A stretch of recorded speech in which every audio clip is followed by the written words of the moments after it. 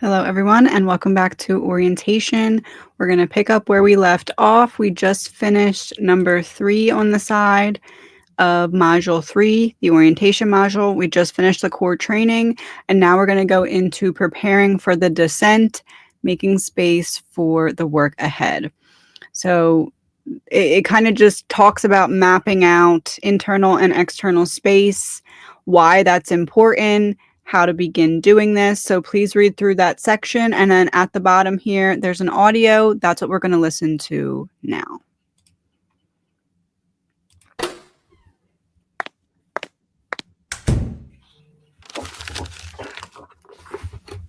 Before you step into week 1, there's a quieter part of the journey that often goes unnoticed. It is the space before the step, the pause before the beginning. Most people rush through this part, eager to start the work, but the soul knows better.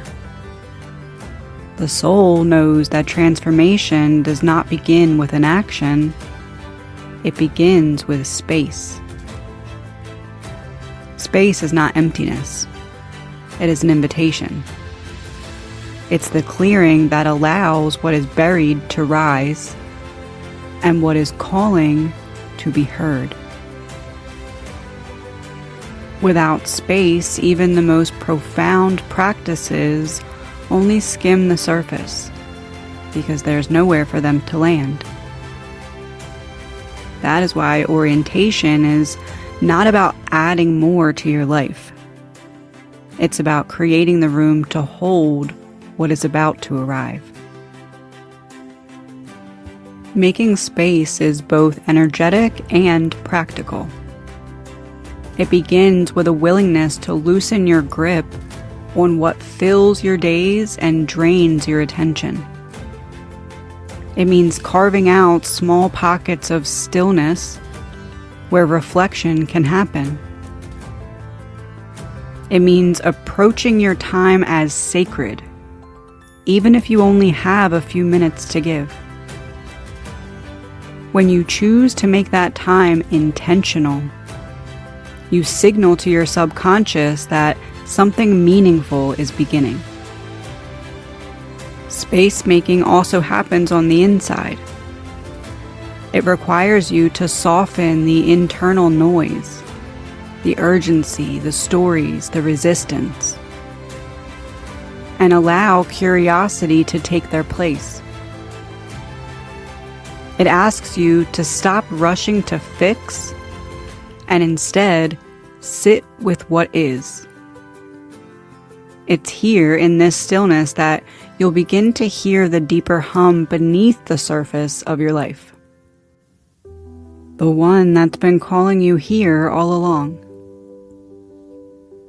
Orientation is an invitation to begin clearing. Look gently at the landscape of your life. Notice what takes up space but no longer feeds you. Notice the habits, the distractions, the obligations that crowd your mind. You don't need to overhaul everything.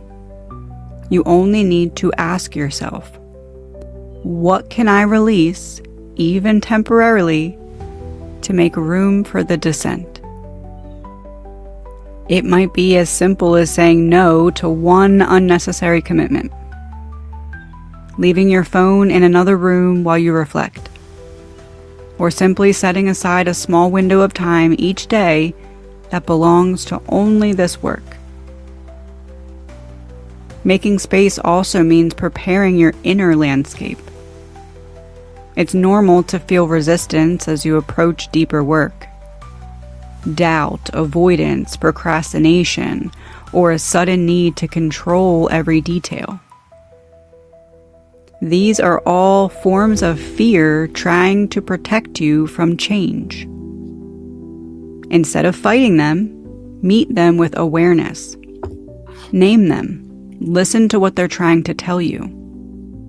Oftentimes, resistance is not the enemy. It's a part of you asking to feel safe before it lets go. And finally, remember that space is not sterile, it's sacred. You're not emptying your life to create a void. You're clearing a vessel that will hold truth and memory and transformation. You're preparing the soil so the roots of this work can grow deep instead of shallow. When week 1 begins, you don't want to be scattered or rushed or halfway present. You want to be ready. Not perfect, not fearless, just ready. So take this week to prepare your ground. Breathe a little deeper. Move a little slower. Ask yourself what truly matters and what can wait. Create small rituals of intention, places to sit, a notebook to write in, a window of time to be with yourself. The descent will meet you where you are, but it will go deeper if you meet it with space. This is not wasted time. This is the beginning. It's the quiet that comes before the story changes. And in that quiet, your soul begins to lean forward and whisper, I am ready.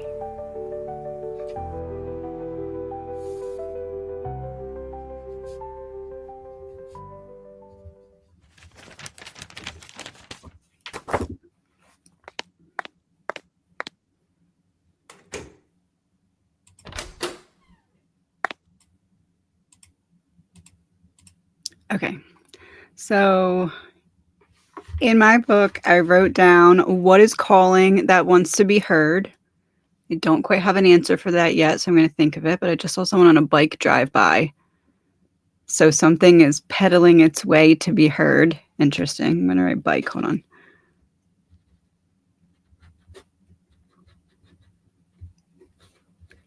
And that's it too. Little things like that you notice. Does that mean anything to me right now? Absolutely not. But if I open this in 3 months, could that mean something to me then that it could not mean to me now? Absolutely. Because this is essentially you putting in all the coding that you have so far about your blueprint. And as you put in that coding, you see it, and then you can connect the dots and you can get more. So little things like that, write it down, take note of it. Not just even in your codex, but in your day-to-day life. Not to the point where it's driving you crazy, but to the point where that was significant to me because I was reading that. I specifically said, I don't have an answer for that yet. And as I said that, I noticed where my finger was pointing, the little guy on the bike, well, regular sized person, but looks little from here, was driving by, just like the car. So I'm going to take note of that. Okay. So bike rider, and then I'm going to write car confirmation just because I'm saying this to you as that happened. So I feel like maybe it's significant. Maybe it's not. Maybe it'll never lead to anything, but it shows I'm willing to look. And when you're willing to look, you'll be given more to see. So what did I say? Bike rider plus car confirmation.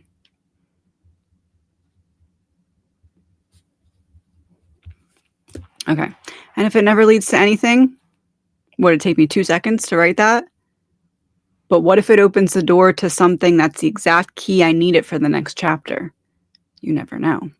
So don't drive yourself crazy looking around, noting everything. You don't have to check the time every time you write a sentence. But if you happen to write a sentence and you look up and it's a specific time, maybe jot that number down. That could be not an angel number, but an angle number, a code of where you're at on your blueprint and which direction to turn or where to look. Okay. So don't allow that to make you go crazy about trying to look for stuff. But if you notice something, such as I'm pointing and there's a bike suddenly appearing, driving, okay, I'm going to note that. So I wrote, what is calling that wants to be heard? And then I still need to answer that. So I'm going to put a star here. Okay. Now, you're noticing probably I use stars for a lot because I'm not a very good drawer and stars are easy for me to do. If you want to use some kind of code where a star means you have to go back and fill something else in, a little smiley face means something else. Awesome. I just use stars because that means if I'm flipping through the pages again, I look for the stars first, or I know that those are the important pieces or pieces that might not yet be filled in. So it's all kind of piled together. But you can do that whichever way you feel creatively called to know that when you look at it, you'll know what it means. My curiosity wants to know, and again, I don't have an answer for that yet, so I'm going to put a star there. Okay, I'm not even really that good at drawing stars, so I don't know why that's what I chose, but it is. Anyway, I wrote the date. Always write the date. Again, front and back of every page. You want the date easily accessible. You don't want to ever be like, oh, is this the same day? Or did I just fill this in a year later because there was a blank page? Write the date. I wrote, I will commit to stretching 10 minutes a day. That's something I on the days that I don't get to go to the gym, that's something that I need to start. That's an important commitment to me to make to myself because it's a way of grounding daily as opposed to grounding only when I have the time. So something like that, to me, that commitment to myself shows me I know how important it is during the course of this program to ground daily and not just when I can break away for an hour and a half and go to the gym. See, so that's what I'm getting at there. Okay, and then I wrote this week, slow down, real big. And I wrote this regular and then this in cursive because like slow down, like it's connected. My brain, it's like my brain gets the itch scratched when I get to incorporate those kind of things. So I'm just pointing it out because maybe you'll like it. And then I wrote, I am ready with a check mark. And I think I'm going to put a little smiley face. Because right now I'm happy to say that. There might be moments where I'm not. Maybe I'll come back and add a sad face or a mad face. But right now I'm adding a happy face. Okay. And I added bangs apparently. So now we're going to go down to this PDF. Let me pull it up 1 second.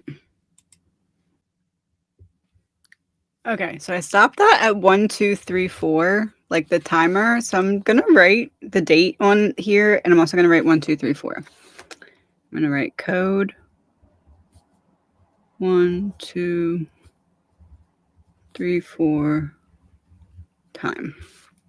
Again, maybe it'll mean something, maybe it never will, but I noticed it, so I'm gonna write it. And today is 10, 11. Now, again, you do not need to print these out. You can write it in your codex. You don't even need to write the full question. You can just write incomplete sentences. I'm just printing them out because I have a printer right there. So, and I tend to hold my pens very, very hard for some reason. So after a while, they start to hurt. I don't know if you can see like the little bump. So I'm being extra by printing everything. All right, so orientation, reflection, making space for the descent. Before you step into week 1, pause here. These questions are designed to help you create the internal and external space this work needs to land deeply. Answer them slowly and honestly without worrying about getting them right. With that, there's no right answer. You don't need to worry about getting them right. So clearing the noise. What is currently taking up most of my mental and emotional space?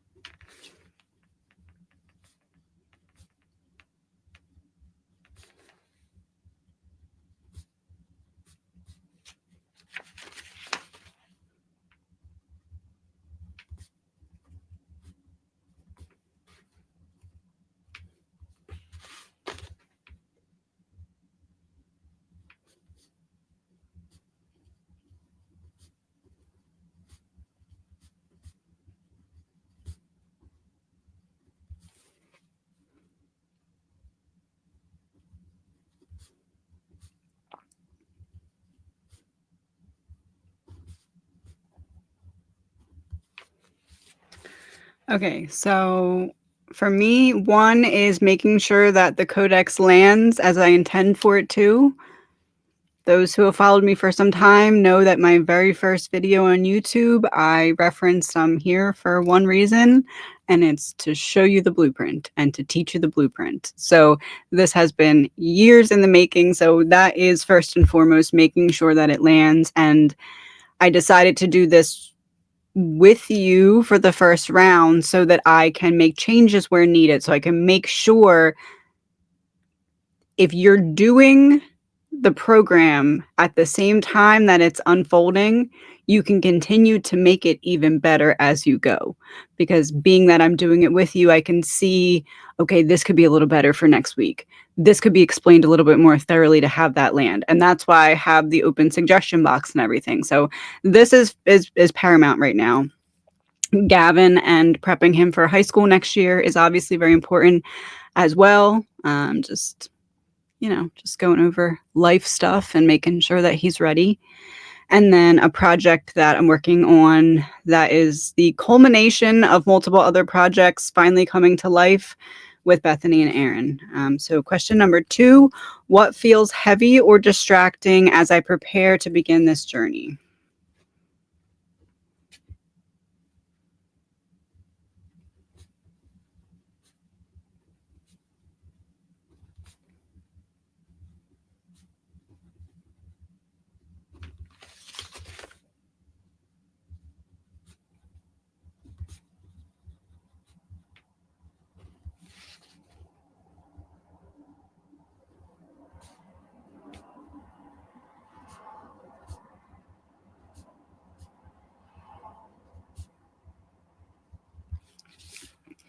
I wrote just balancing everything without falling behind in any of my commitments, which I'm sure is probably a similar answer for a lot of you.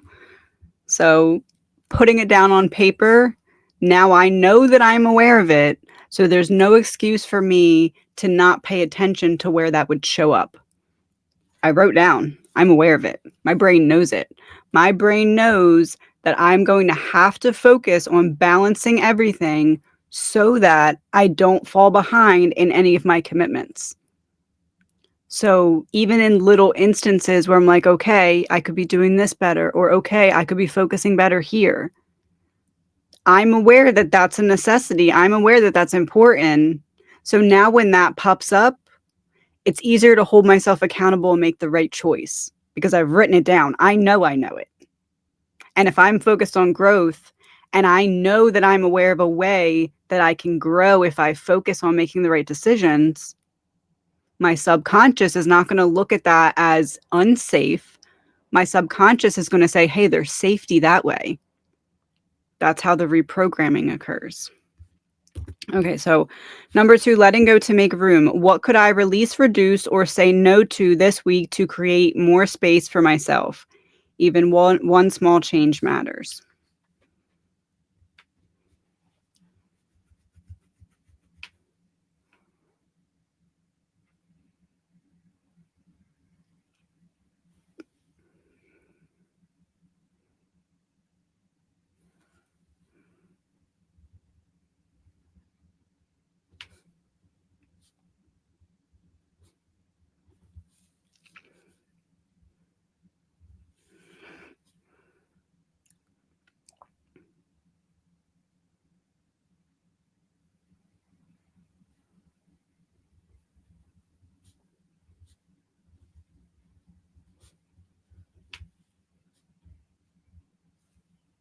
Okay. My first one's a little silly, but also a little serious because it's something that's going to seem silly when I say it, but it highlights my struggle with control. Okay. My parents are down because my dad has a craft show down in New Jersey, and my mom knows that I'm a little overwhelmed right now. So she is helping me, and she did all the laundry that was downstairs. But I usually fold things a very particular way. So I saw how it was folded. I appreciated it. I said, thank you. But my brain was like, okay, we can just refold it later. And I'm like, that's going to take about an hour and a half because it's all of our clothes. Okay. It's been a week. It's all of our clothes. So I literally had this conversation with myself earlier. Like, that's one of the things that's interesting that's coming up very early in doing the codex, because it highlights right off the bat, do you need to refold that? Are you going to let that distract you? And I feel like it's highlighting for me, this is going somewhere, I promise. It's highlighting for me a past program that my mind used to run when there was a lot to do, and I would find something else that I convinced myself was important enough to take me away from the stuff that I actually had to do. It's almost like that was a pause before just jumping into the overwhelm. And being now everything that I have on my plate with the decks and the books and the codex and social media and being a mom, I can't go back to those same choices. So the codex is designed in the way that it is because it's meant to even highlight those very small things that you don't realize that's part of a past program. Refolding that laundry on a normal week, fine. But on a week when I have 800 other things to do, I could hyper focus on that and let it drive me crazy. And I used to allow myself to say, it's going to distract me until I do it. It took me a long time to realize that that too was a choice. That could distract me. Even now, I'm starting to be like, wait, should I just fold it? That could distract me. Or I can also say, I need to not focus on that because I have other pressing things that need to be done. Now, is this a big deal in the grand scheme of life? No. But also, yes, because this isn't, but the pattern that it highlights is. Because in what other areas am I pausing before overwhelm? In what other areas am I gripping onto control to avoid facing something else? This surface, refolding the laundry into different shapes right now, into squares instead of rectangles right now, that's not going to matter. But my grip on what that means in the grander scheme of things, that's going to matter. So, seems silly, seems inconsequential, but the blueprint allows you to trace it deeper because everything is a reflection of something else deeper. Just sometimes it gets so many layers from that depth that it's hard to relate it to where it's stemming from. Refolding the laundry has nothing to do with laundry. It has everything to do with a previous pattern of viewing control and safety as one, and needing to become aware of that so I can separate the two. And then I wrote, make and follow a list. I do a lot better when I have a list. But when I know that I need to make a list to do well, I go into that thing where like you can't do it just because you're supposed to do it. So make a list. That's my goal for this week. And it says, even one small change matters. Making that list and not refolding that laundry. That seems like very small things. What does that do?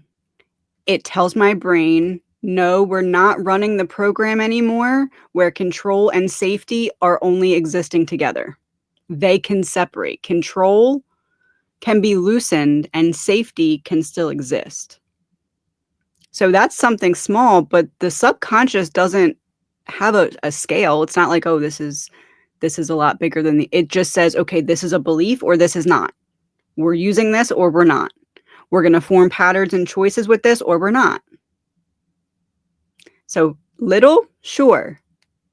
Big as it gains momentum and takes effect in other areas, very much yes.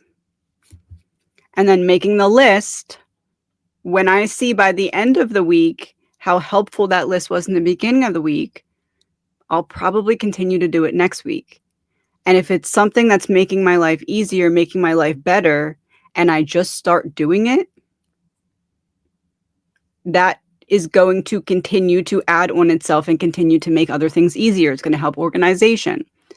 Maybe I'll remember to turn on my light, plug it in. We're just going to leave it off. Okay. So choosing my sacred time and space. When and where will I show up for this work? Describe the physical space and the time of day you are choosing to dedicate to the Codex.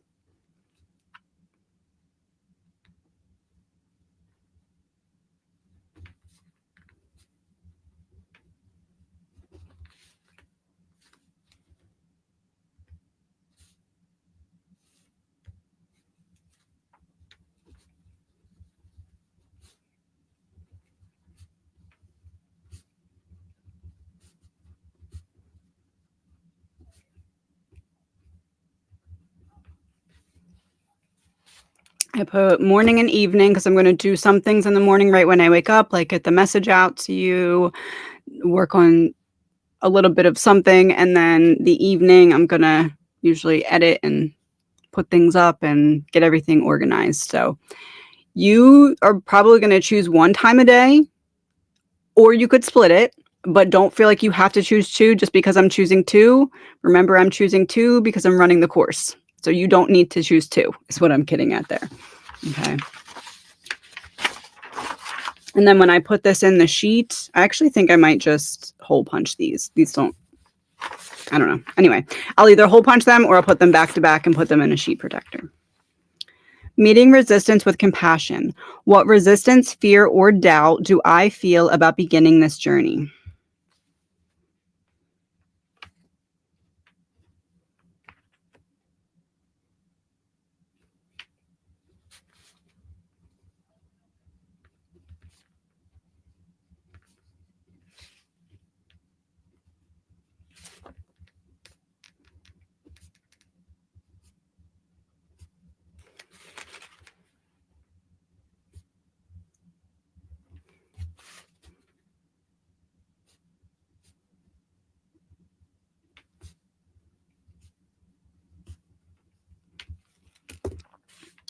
I wrote facing deeper layers of my abandonment wound now with higher awareness. Things that you face at certain points on the spiral. Think of it like you can face things at this level, right? And you see the side view of something. If I'm facing it at this level, I'm looking at it like this. I'm seeing the side view, right? As I go up the spiral, I can start to see different layers of this that I didn't see when I was facing it like this, when I didn't see from that perspective, right? And then there's a point where it's like you can kind of be high enough on the spiral to look straight down and see it from an angle that you could not see until you were above it. It gives the dynamic of what you're looking at a whole different view. Does this make it harder to face? Not necessarily, but you're facing it without bracing.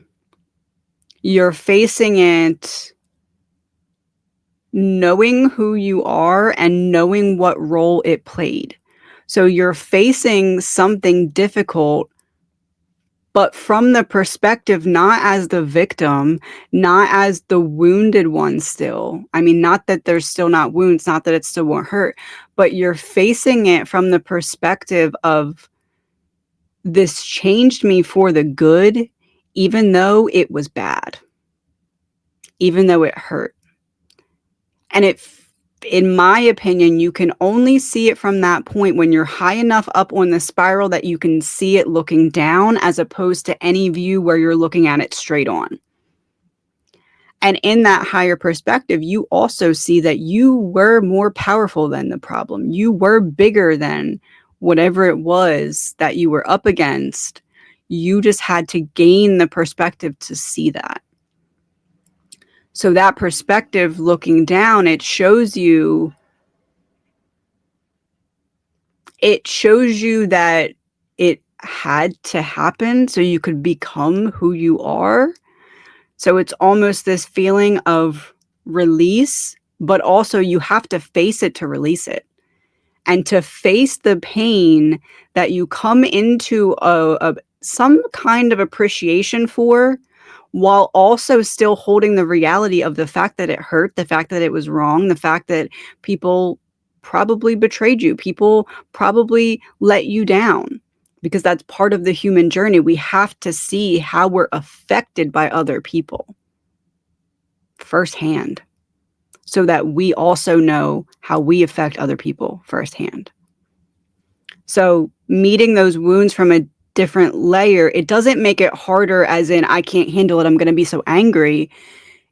It makes it different by way of you learn to hold the duality of recognizing that how bad it hurt also was the amount of depth that you were able to heal. The deeper the wound, the higher the healing. So you get to that point where you can hold the duality and not let yourself become less from it. Not let yourself get wrapped up in it to the point where it consumes you in a negative way, but let yourself embody it where it gives you healing and evolution in a positive way. So number 2, under number 4, what might those feelings be trying to protect me from?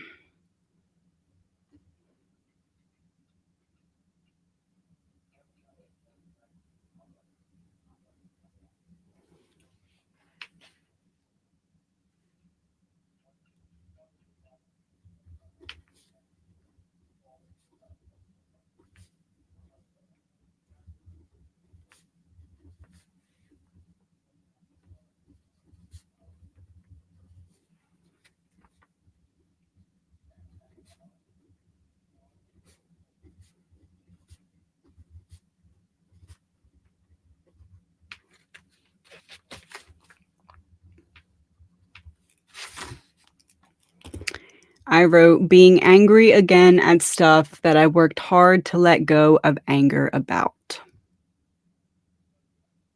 Anger has been both my fuel and it's been both my fuel for growth and my fuel for self-destruction. So anger is something that I'm very aware of the ways that it shows up in sneaky ways. It won't always show up as anger. It'll show up as passive aggressiveness. It'll show up as internal dialogue where I'm arguing with someone else's narrative in my own head, if that makes sense. Like almost like trying to convince them in my own head, trying to unpack why they're seeing it the way they are.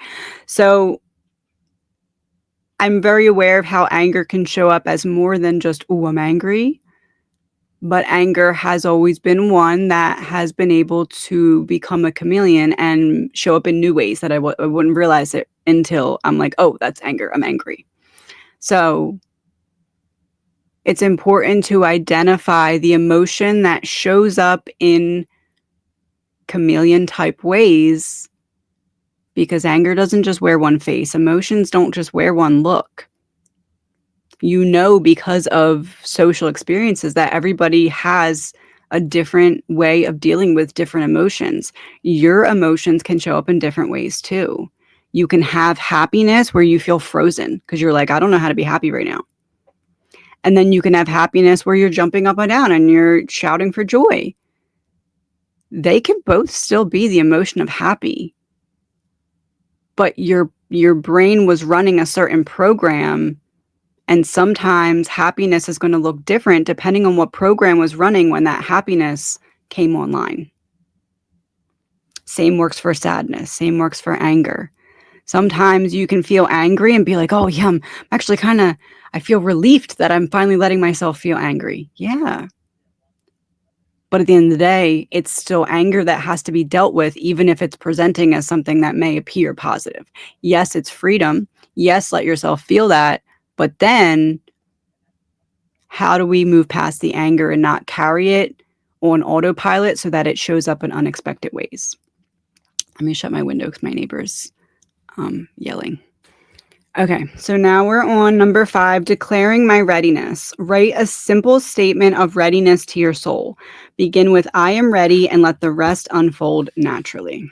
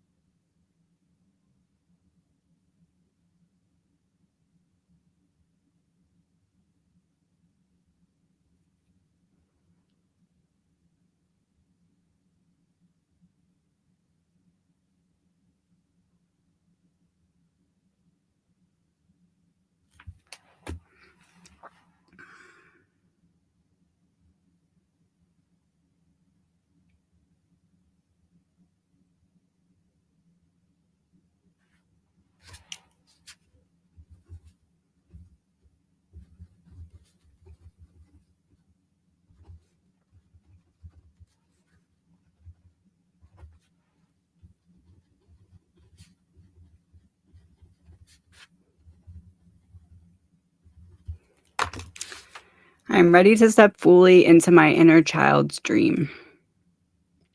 I feel like I need to put a heart.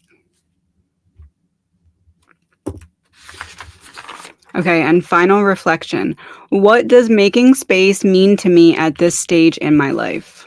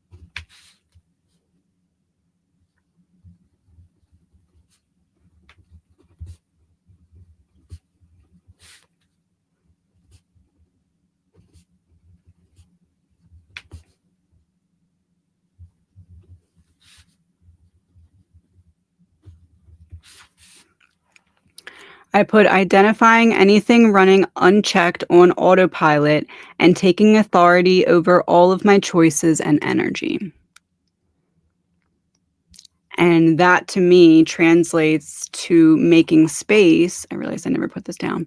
That to me translates to making space because I trust myself that if something is not serving me, scissors, bye, cut right away. I trust myself to do that. So that's why I wrote it like this, because I know if I'm looking to be aware of what's running, think of your brain like a supercomputer. If I'm looking to be aware of what is running on autopilot, and I couple that with the fact that I trust myself to know that may be a hard decision to let go of, but if I'm noticing it's putting malware in my supercomputer, I'm going to get it out of there. Even if it's uncomfortable, even if it means that I need to make a bold choice, even if it needs to take action out of my comfort zone, I trust myself to do that. So all I need to do then is not focus on driving myself crazy, making sure I don't miss anything. All I need to do is make sure I'm being aware, make sure that I'm looking for patterns, and making sure that every choice that I make would only serve to help me trust myself more.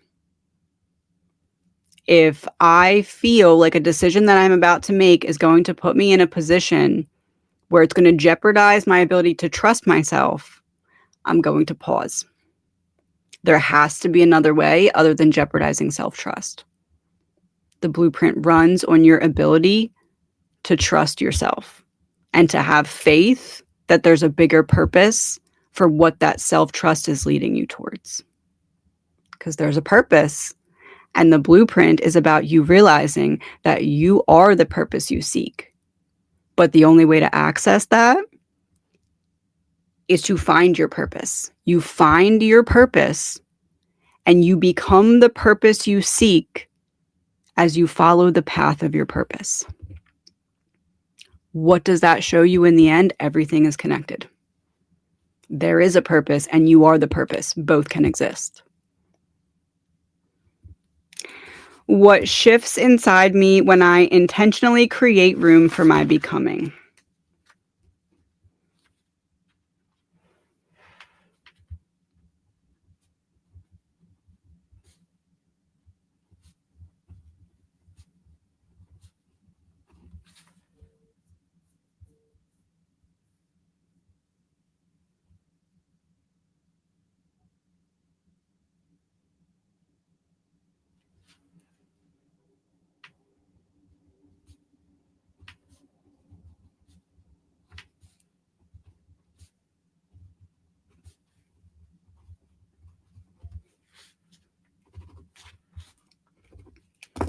Okay, I put calmness in grounding. When you know there's a space, you know there's a time, you're not trying to, oh, hopefully I can, or you're not trying to move things around like a puzzle piece. I know where I'm doing it. I know when I'm doing it. I know what my plan is. Cool. Other things can change, but I'm keeping that commitment to myself.